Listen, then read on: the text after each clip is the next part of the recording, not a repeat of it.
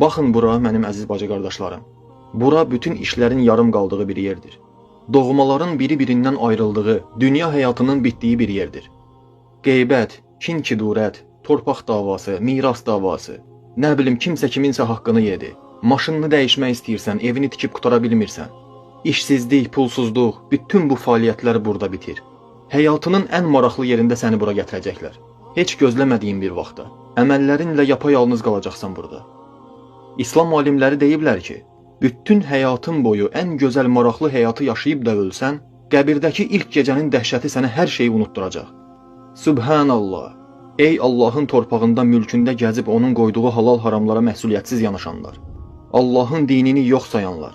Dini yaşayan insanları ələ salanlar. Siz də hamınız bura girəcəksiniz. Və burada deyilən hər sözün hesabı görüləcəkdir. Edilən əməlin, edilən qeybətin, qırılan qəlbin, yeyilən haqqın hesabı görüləcəkdir.